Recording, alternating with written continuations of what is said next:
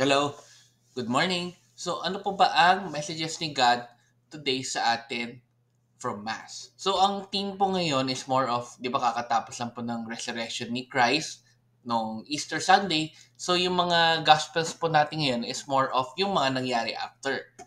So number one, the Lord heals us in our brokenness. So, ibig sabihin lang po nito is talagang kung meron ba tayong mga nararamdaman ngayon or meron disappointed ba tayo sa buhay po natin or yung mga plano po ba natin na matagal na po nating inaasam ay hindi pa po nagkakatotoo, ang Lord ang nag-heal sa atin at mag-hope na mangyari po rin yon in the future. Which leads us to number two, the Lord gives us hope. Ayan. So, napakasimple. Talagang ang Lord po natin ang nagbibigay sa atin ng hope. Kaya wag tayo mawalan ng pag-asa na kung ano man yung mga pinagdasal po natin, kung ano man yung matatagal na po na hinihintay ng Diyos, meron siyang karapat-dapat na plano for that.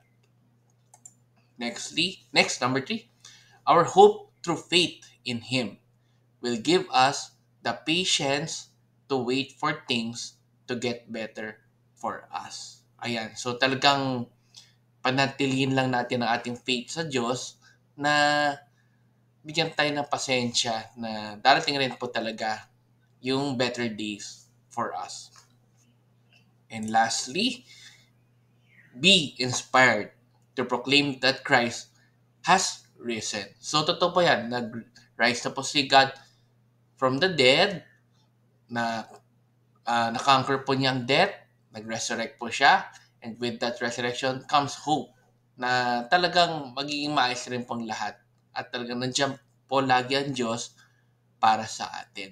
Okay, let's end again with a simple prayer in the name of our Son, the Spirit. Amen.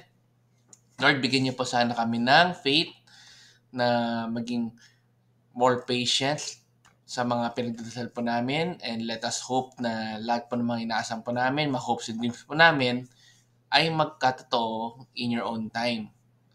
I also pray na sana po lahat kami ay maging okay po sa araw po namin today. Lahat ng kailangan namin gawin ay maging okay, keep us safe, and always na lagi po kayong maniwala sa inyo at mas lumali pa po yung faith po namin sa inyo. Amen. Ni Father, Son, and Spirit. Amen. So good morning po sa inyo again.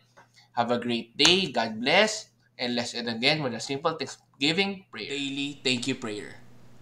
Lord, thank you very much for all the blessings that you are giving us every day. Thank you for our food, safety, security, guidance, and all your blessings. Please avoid us getting sick from all illnesses and forgive us for all our sins. Lord, I pray that all our hopes and dreams will come true in your own time. Again, Lord, thank you for all the blessings that you have given us. Amen.